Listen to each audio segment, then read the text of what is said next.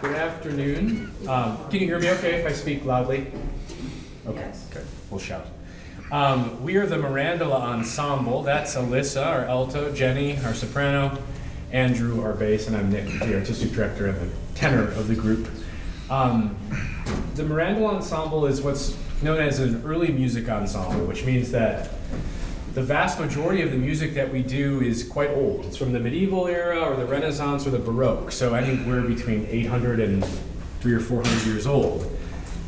Today's program actually has nothing to do with that. It's kind of a rarity for us. All of the music that we'll be doing is American music, and so by definition, 250 years old or newer. And so we're doing songs today from the American Revolutionary era of 1770s, all the way through about 100 years after that, kind of post-Civil War Reconstruction. So hymns and kind of early kind of seeds of bluegrass, shape note singing, and so we'll kind of explain a bit more about all of that as we go. We are in New Ulm, which has kind of turned into a little bit of a home away from home for our group. We've performed a good amount down here. We're on our second year doing a retreat here, a 3-day retreat where we're actually building this American program, which is called the Yankee Tunesmiths. Tunesmiths were composers during the Revolutionary era, but they were not composers for their sort of full-time work. They were farmers or physicians or writers, but they composed in sort of a less formalized way, but wrote some really, really beautiful music that's very sort of authentically American. So we're here in New Ulm putting this program together, which we're going to perform in full in the Twin Cities and at a few other libraries up near the Twin Cities in October. But today you get a little bit of a teasing taste of 9 or 10 tracks that will be on that program and that we've been putting together the last couple of days. So it'll be very fresh for you, and it's still very fresh for us. With that, I think we'll sing. Our first piece, Wondrous Cross, which is from the shape note tradition, and Alyssa will give you some more information on what shape note music is a little bit later.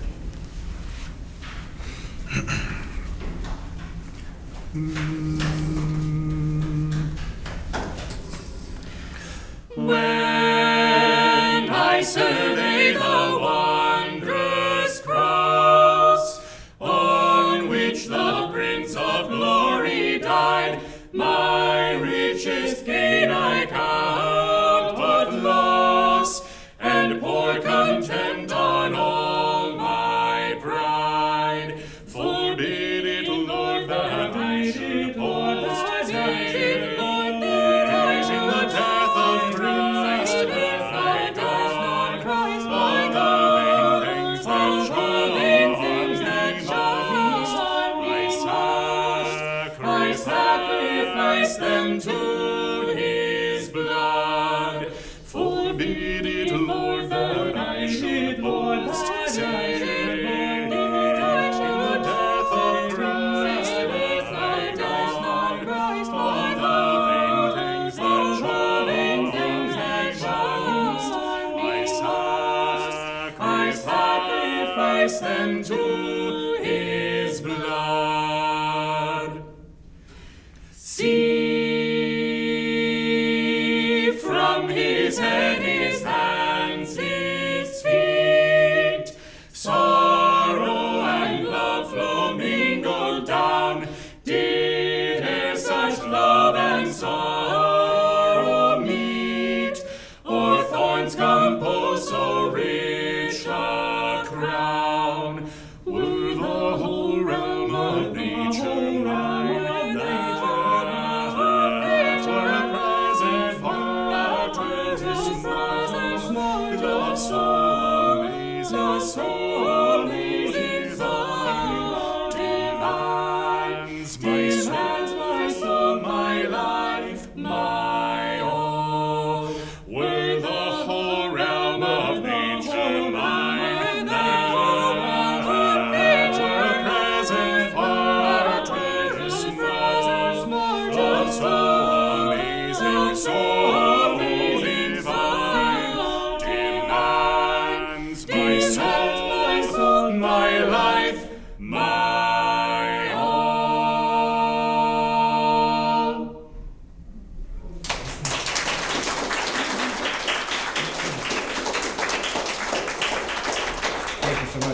spoke a bit about these Yankee Tunesmiths, these composers, and maybe the most famous of all of them is William Billings.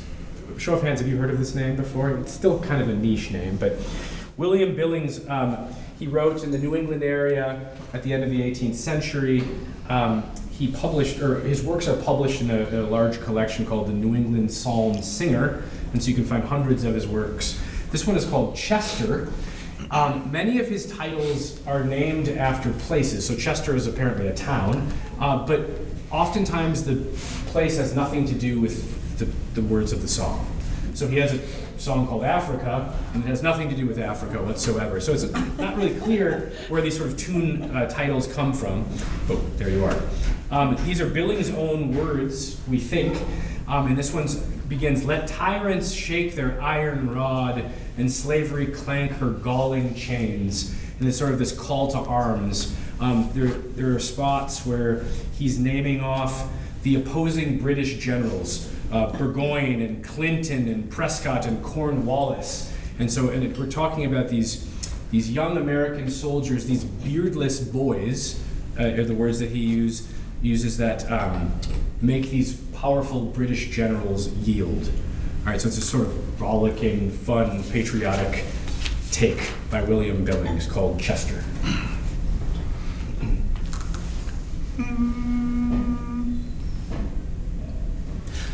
Let tyrants shake their iron rod, and slavery clank her galling chains. We fear them not, we trust in God. New England's God forever reigns. Howe and Burgoyne and Clinton too, with Prescott and Cornwallis joined, together plot our overthrow in one infernal league combined. When God inspired us for the fight, their ranks were broke, their lines were forced, their ships were shattered in our sight, or swiftly driven from our coast. The foe comes on with haughty stride, our troops advance with martial noise, their veterans flee before our youth, and generals yield to beardless boys. What grateful offering shall we bring? What shall we render to the Lord? Loud hallelujahs let us sing, and praise his name on every chord, and praise his name on every chord.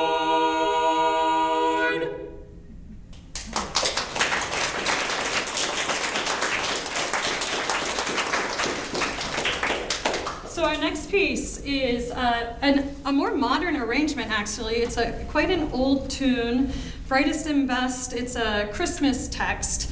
And this arrangement was created by a woman who lives in Appalachia currently, Emily Miller, her name is, and it's sort of a bluegrass style arrangement, so it's very close harmonies between the three of us.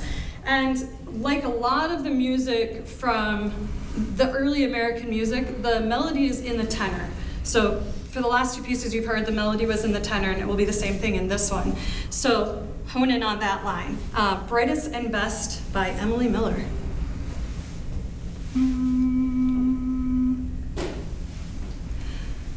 Hail the blessed morn when the great mediator down from the regions of glory descends,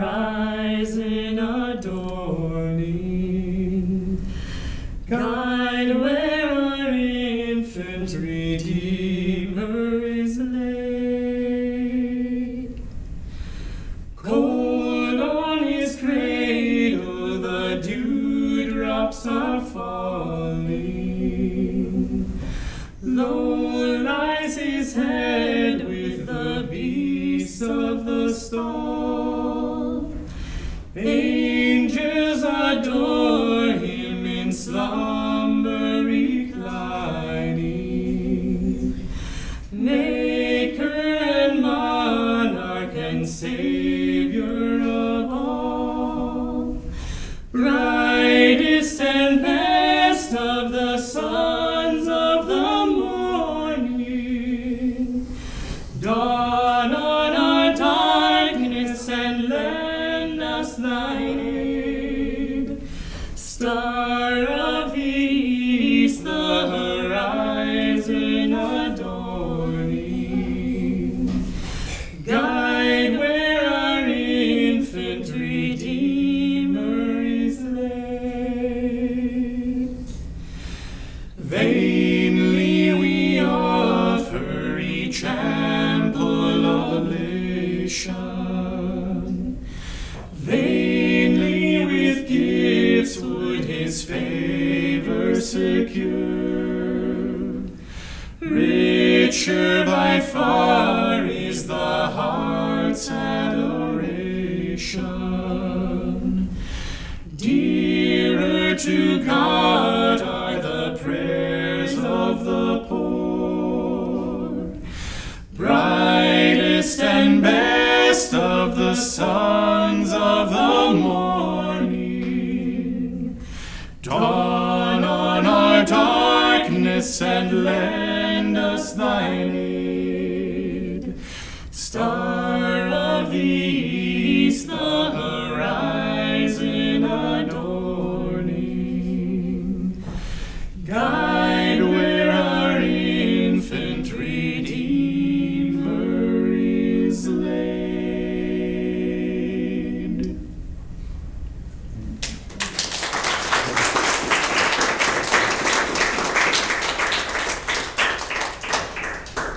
Thank you. So for our next piece, we're going to sing a tune that I think many of you will find familiar. It's called Shall We Gather at the River? And we'd actually like to invite you to sing along with us as part of this. So this piece was written in the late 19th century by a thank you, Teacher Nick, by a preacher up in New Jersey. He was a preacher in Pennsylvania and New Jersey, and living in in Brooklyn in New York. And a deadly typhus epidemic swept through the city and killed many, many people. And so there was a lot of sadness and mourning. And people kept coming to him and saying, Pastor, how do we know we're going to see our family again? What is going to happen? How do we find comfort in this time?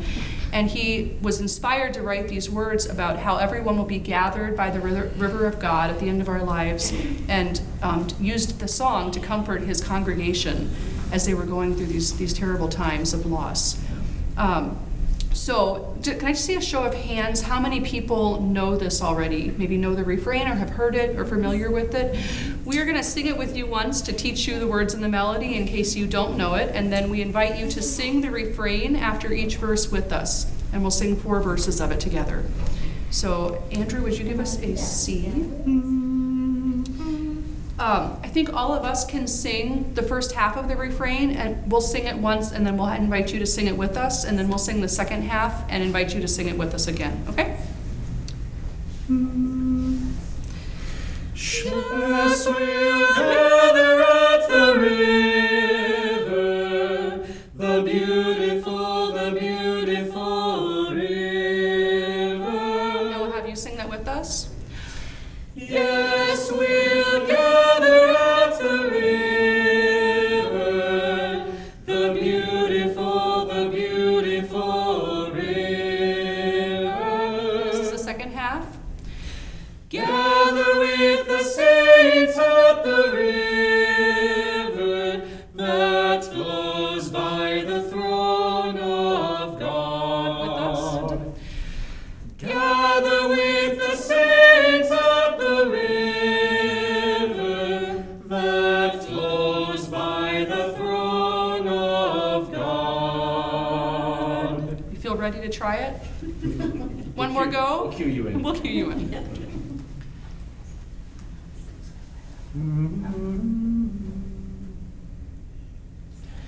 Shall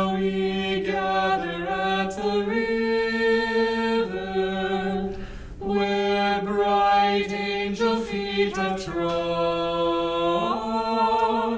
with its crystal tide forever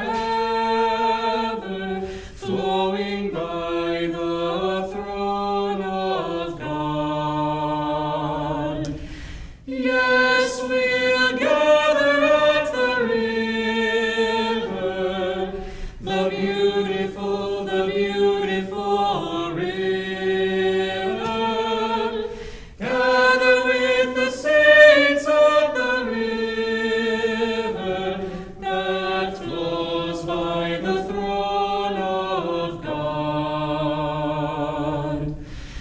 On the margin of the river, washing up its silver spray, we will walk and worship ever on the happy golden day. Yes, we'll gather at the river, the beautiful river.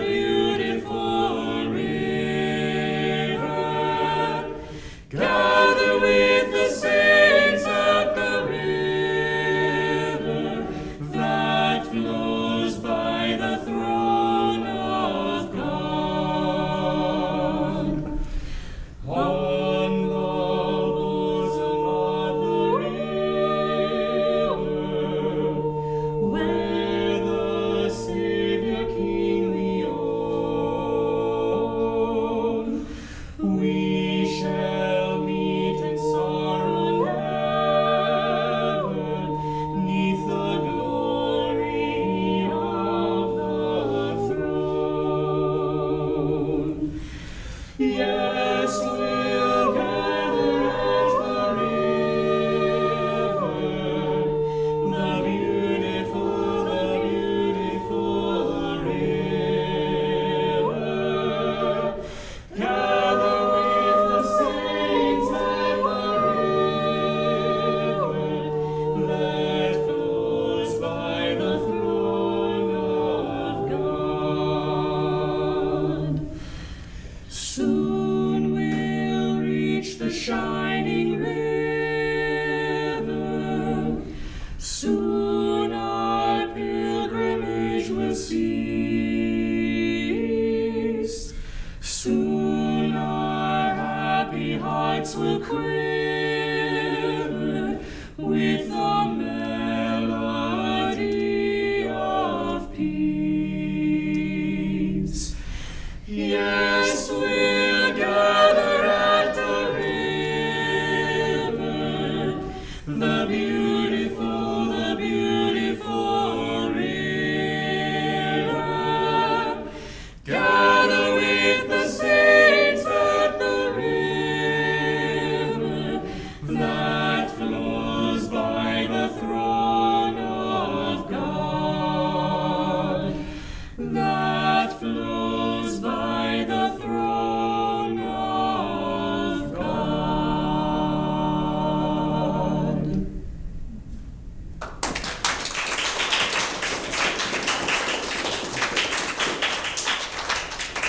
Excellent singing. I think you'll get a chance to sing again toward the end of the program. So our next piece is, I'm not sure what we would call the title for this. So it is a piece of vocal music that uses a tune from something else and sets completely different words. And this is a style of music that was sort of created and became very important in, I'd say, it was more the mid-Atlantic states at the end of the 18th century, early 19th century, where as a way to bring classical music and to educate the people living in the colonies or then early America on classical music and music, they took famous existing pieces. So it might be a Beethoven piece, it might be a Mozart piece, and they use that melody. Sometimes they use the same harmonic structure, and then they put hymn words to it. And so they would sing these hymns based on famous melodies that people may not have known, but it was considered, this is high classical music we want to educate people in America on classical music, so let's build this up. So there's this whole tradition that lasted for several decades, that really centered in New York City, and they were publishing a bunch of collections, and then it just sort of stopped at one point. And they weren't completely lost, but people didn't really know what this style of early American hymnody was until, well, a few researchers knew, but about 5 or 6 years ago, the musicology professor at the University of Minnesota in Twin Cities, Dr. Peter Mercer Taylor, had been doing a lot of research on this music, had found a bunch of these old hymn publications, and created a book about the history of this style of music, the purpose of it, and published a bunch of these pieces. And so that publication happened to come out in the year 2020. And as part of him getting the word out about it, he asked some ensembles to record these pieces, and we were one of the first ensembles to record the music that he had resurrected in his historical research. And we're not doing that one today, though. You Belchertown? We are doing, yes, we are doing that one of those today. So these are hymns. The text is often religious, a hymn text. Like a lot of old hymns, you know what the scansion of the poem is, the meter, so you can switch out the text. If you need something for Lent, you put this in and it'll fit with the music, or switch it out for this one. So it's something similar here, that you can change the text to fit these rhythms, but these are pieces that someone else wrote, someone in Europe. So the first one is by Gluck, and it's an aria. The melody is an aria from one of his operas. But it is arranged as if it's a hymn, and this text is a psalm. Yes, you might know this. Yeah. My shepherd will supply my need. You might be familiar with that hymn tune and those words. This is that text, but with Gluck's music.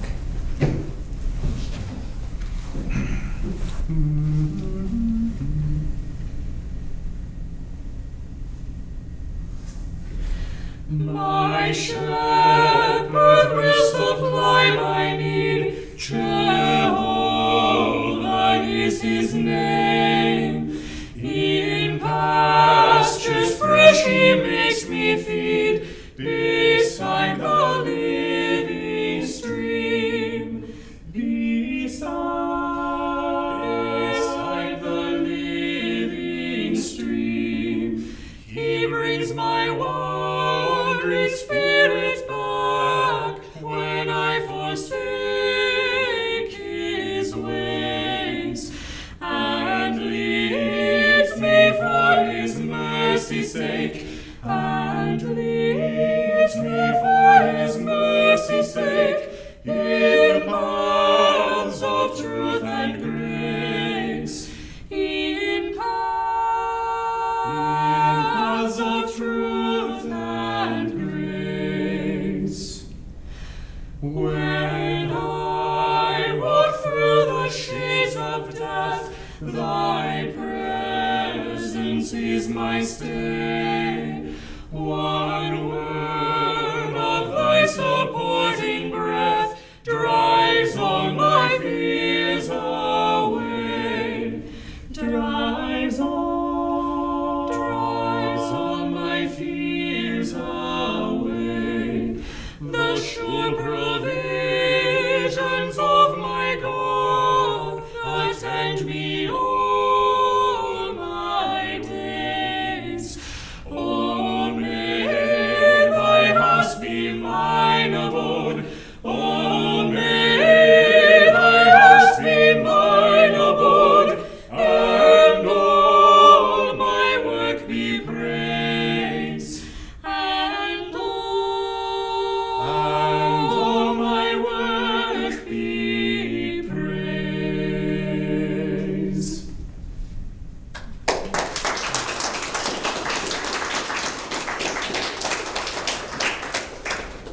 So our next piece, I'm going to talk about it while I set up a bit, is one of the very oldest actual American folk songs. So a lot of what we think of as folk songs that you probably know, that, oh, this is something I grew up singing or I heard, a lot of them came from the British Isles. So it's an old Irish tune, or it's an old British song that got turned into a folk song.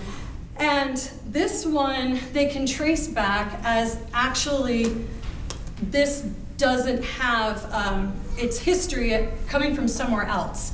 So this song is called On Springfield Mountain. You may have heard it because at one point it became a famous vaudeville song, but it was quite changed when it turned into a vaudeville song.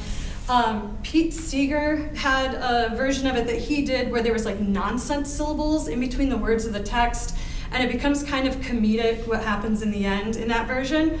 But this is closer to the original version where it's a sad story, and it tells the story of something that happened in 1761.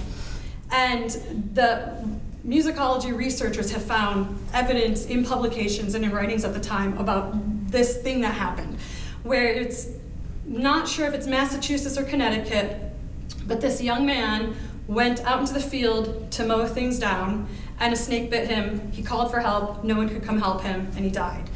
And it became, this ballad became a popular folk song pretty quickly, traveling from New England down through the eastern coast in various forms and slightly different text depending on who was singing it.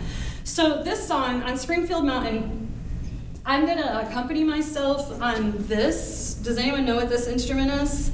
So this is a mountain dulcimer, and this is a very traditional American instrument, oftentimes for music that you would associate with Appalachia, but it's been around since the end of the 1700s. There are a lot of similar instruments that are simple strung boxes that were European. If you Google mountain dulcimer, you'll see some of the ancestors of this in Scandinavia and Northern Europe that all look very similar and function similarly. A mountain dulcimer is not chromatic, which makes things tricky what you're going to play on it. There's 4 strings. The top 2 are tuned to the same note to kind of boost the melody. And then there's a 5th, where that's most common tuning, is a 5th at the bottom for a drone. My dulcimer has an F sharp, has a 3rd degree is raised, but I don't have a low one. But I do have both a high and a low 7th scale degree, and some don't have that. So this would be a traditional instrument for folk music. Even today, people play pieces on this, but you hear it a lot more in folk music, of course. It's often played. You use a stick to either hold down all of the strings and be able to move the chords. You'll hear that in a later song. Or just to play the melody. And then traditionally use a feather quill. This one I've been beating up to strum the strings, but I also have a plastic pick. So this is On Springfield Mountain, one of the earliest American folk songs from slightly after 1761 is when they've traced this one back.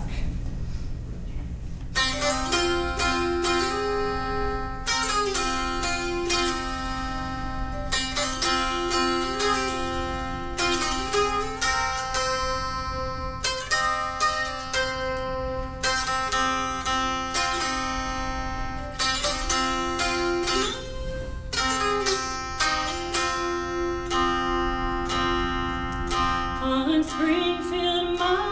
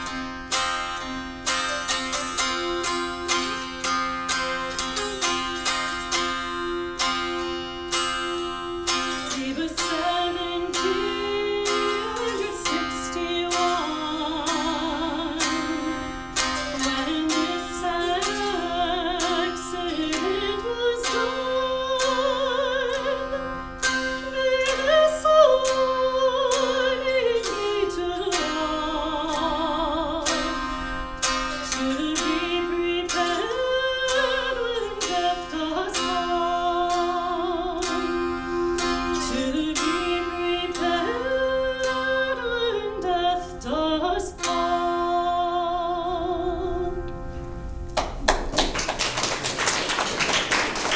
Hymns that were kind of brought over using the music of European kind of classical music masters. This next piece called Belchertown is a piece like that. It is based on a Haydn string quartet.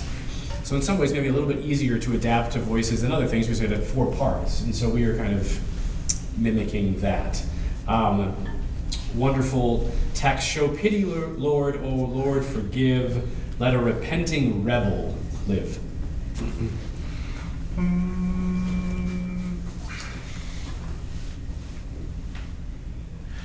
Show pity, Lord, O Lord, forgive, let a repenting rebel live. Are not thy mercies large and free? May not a sinner trust in thee.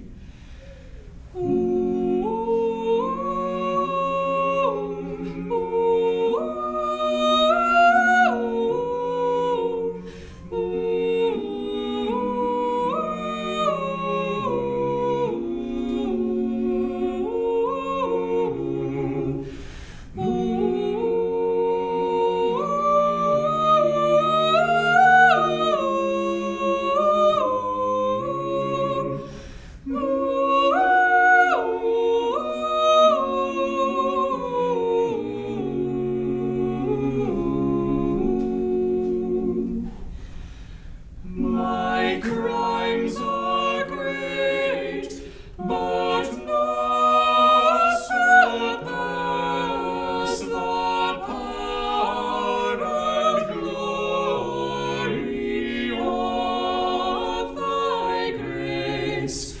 Great God, thy nature hath no bound, so let thy pardoning love be found. Amen.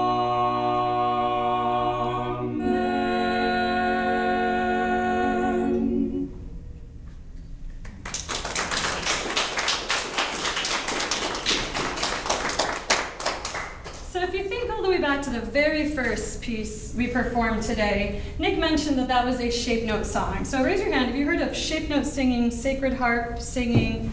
Okay, so shape note singing was a competing way for people in the new world to learn to read music and to learn music quickly. So as opposed to taking an existing famous piece and turning it into a hymn, these were newly composed works, but they used a system of sort of like solfege. Do you know what solfege is for sight reading? It's where the notes are given certain names, do, re, mi, fa, sol, la, ti, do. And you learn the patterns and the relationships between those different syllables. Shape note singing takes it one step further, where the actual notes on the page are different shapes. There's round notes, there's circles are round. There's circles, there's squares, triangles, and diamonds. And so those shapes have a name. So every round note is considered so. All the triangles are fa. The diamonds are mi, and the squares are la. So you only get so, fa, mi, la in shape note singing. And so shape note singing, it did start in the New England area, but it quickly took hold in Appalachia and the southern United States. It became a very popular way of making music. And this was not music that you would go in and do in a concert like we're going to do, and you wouldn't do it at church. These are community events, because there's still a very lively shape note singing community today. These are community events where everyone in town gets together in the town hall. You sit in a big square, depending on your voice part. There's usually 4 parts, sometimes just 3. Anyone can sing any part. You don't have to sing the top line if you're a soprano. You can sing bass if you want in any octave. You sit with your part in a square. The melody is always in the tenor line, and someone will just, because there's big books with numbers, someone will get up and say, number 374. They put themselves in the center of the square. They choose what key you're going to do it in, because the key written on this page has nothing to do with where you sing it. You can pick any key. And then you sing through the song. So in the shape note sings, you first sing through the song on the so, fa, mi, la, the note names, just to make sure you picked the right key, double check that you're singing it correctly, and then you immediately go back and sing it on the words. So, unless the key was wrong, then you adjust and try again. So that person that puts themselves in the middle of the square and wants to lead a certain note, they will conduct to keep everyone together, but it's not like the nice conducting you see people like Nick do. It is very much down, up. Here's our beat. Everyone stay together. And then if something's in 3, there's a pattern for that as well.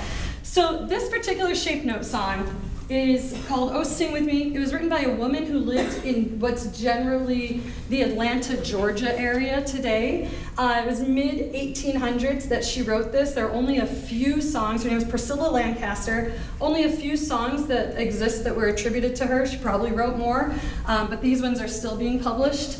And if you like shape note singing, anyone can do it. You don't have to be a trained singer. You sing any way you want. Those things get really loud if you're in with like 100 people. And sometimes when I've gone to them, we sing for 8 hours and then I can't speak for a week because I've just blown out my voice. So we are going to sing this one, Oh Sing With Me, in the traditional way, where I will start us off with the conducting. We will do the solfege first. And then, yeah, if you like it, there are lots of shape note sings events in Minnesota. A lot in the Twin Cities. Duluth has one, and I think Northfield also has singing events. So, okay, this is Oh Sing With Me.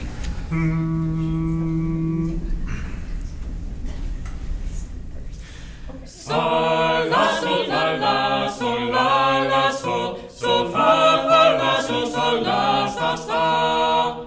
Sol, la, sol, la, la, sol, la, la, sol, sol, fa, fa, la, sol, sol, la, sa, sa.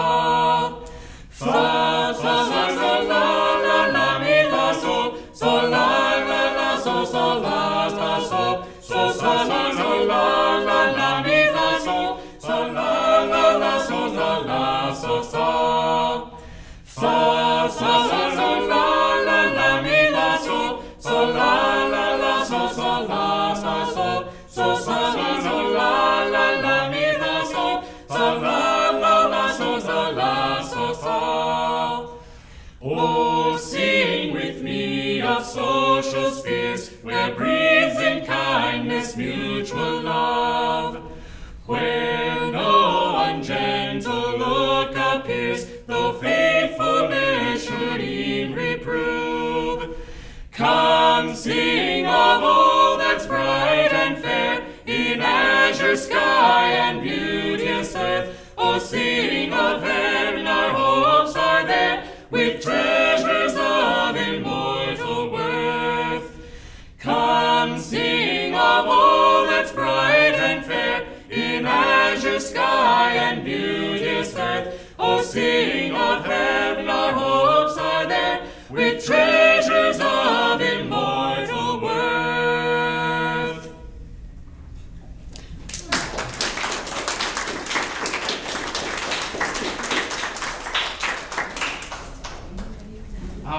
Before our last piece, Alyssa needs to tune the Molten Dulcimer so it can make one more appearance. And we're going to ask you to sing again with us as well. But I wanted to open it up to you if you have any questions about our ensemble, about this program, anything sort of musically related to us, as we kind of build this American program celebrating 250 years here. The first question's always the hardest. It's probably the greatest. Are y'all sightseeing? What's that? Are you reading the music as you're singing it, or you know the melody strong enough and you know your part strong enough? Right now, we're not sightseeing, but when we get to a rehearsal, we prepare before a rehearsal, we are sightseeing to a certain extent. We're not memorized on this music for the most part, so we're looking down for reminders, usually more of text than the music itself. A lot of music's probably pretty close to memory, but as I said at the beginning, a lot of this music is very, very new to us. And so, yeah, good question. When they wrote it, did they write all the harmony stuff, or was that arranged later? Like some of these older folk songs? Yeah, so the shape note stuff, the harmony's there. The one exception is the kind of the newer hymns. So when Alyssa was talking about that piece by Gluck that came over, there was an opera aria. There was a harmony that would have been written where they needed to re-voice it for 4 voices. So instead of having orchestra and a singer, or piano and a singer, it was rearranged for voices. And so that would be kind of newer composed music. But for the most part, what we're doing, harmony and melody kind of were composed in tandem. One interesting thing about the shape note songs is that many of them only had 3 parts written at first, and then like 100 years later, some other composer would come along and add a 4th part, so you had all 4 parts. But you see a lot of, they'll put the dates of composition, and there's 2 dates, and they're sometimes more than 100 years apart, which is very interesting. Alyssa alluded to this, but the shape note stuff, you have 3 parts, and usually that was the alto line that was added 4th. Tenor, bass, and then soprano, so you have this sort of 3-part harmony, and then the alto line, which is kind of what gives it, sort of fills out the triads. So harmonies that might have been octaves and fifths, kind of a more open or hollow sound, are sort of sweetened by adding that 4th alto voice to kind of complete the harmony. We've heard different singing styles today between the hymns and the shape note singing was a little twangier, and the folk music was a little bit more rustic, maybe monotonous. How do you guys know how to make that sound and what sound would have been authentic at the time? How to figure that out? What do you think, Andrew? Well, for the shape note thing, I mean, that's a living tradition, so you can go and hear how they do it. The stuff that's just copied like European music, it's kind of up to our interpretation how European we want to be about it, but it's probably a little more buttoned up and refined. And then anything that's folk inspired, I feel like it's just kind of like free for all, kind of do whatever you want, but even though like some of these are very old songs, many of them are still in like musical circulation in different parts of the country. So you can kind of, I think you can probably listen to how people in Virginia or Georgia would sing some of these things and kind of use that as a basis for how to approach it vocally. Yeah. And I think for the again, going back to the Gluck piece, you were singing in a range that was high enough that it sort of dictated that you would use a certain technique. More of a classical or like operatic style. Right. And the one piece was actually from an opera, so it seemed appropriate to kind of approach it from that perspective. Kyle talked about the kind of twanginess of the more folk music, and that's our last piece. In the Sweet By and By, we'll kind of utilize that, and you will too, because you wanted to sing with us. To that end, Jenny, it worked pretty well when we sang the first part of the refrain, you sang it back to us. So let's do that. If we can have a G major, or just a G. So we'll sing half the refrain, you sing it back. We'll sing the second half, you sing it back. In the sweet by and by, we shall meet on that beautiful shore. Go. In the sweet by and by, we shall meet on that beautiful shore. Here's the second half. In the sweet by and by, we shall meet on that beautiful shore. In the sweet by and by, we shall meet on that beautiful shore. We'll cue you in.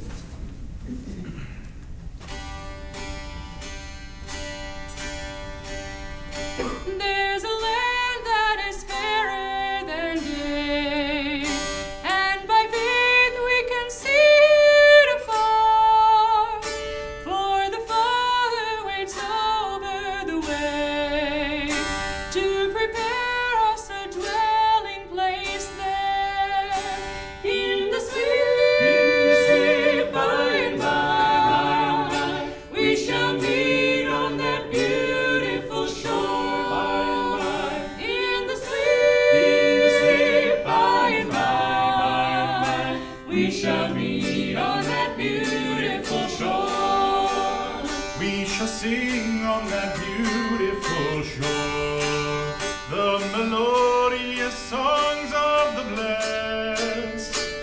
spirit show sorrow no more, not a sigh for the blessing of rest. In the sweet by and by, we shall meet on that beautiful shore. In the sweet by and by, we shall meet on that beautiful shore. To a bountiful Father above, we will offer our tribute of praise for the glorious gift of His love and the blessings that hallow our days. In the sweet by and by, we shall meet on that beautiful shore. In the sweet by and by, we shall meet on that beautiful shore. In the sweet by and by, we shall meet on that beautiful shore. In the sweet by and by, we shall meet on that beautiful shore. We shall meet on that beautiful shore.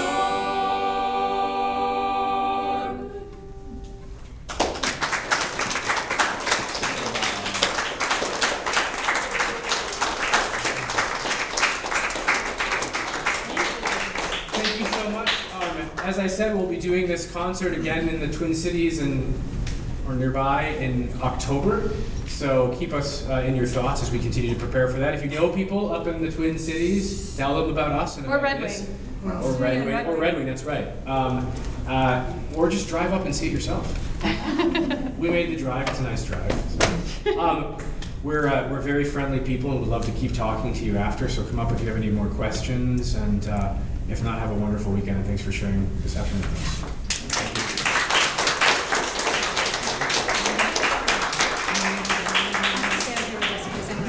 So you are beating this up.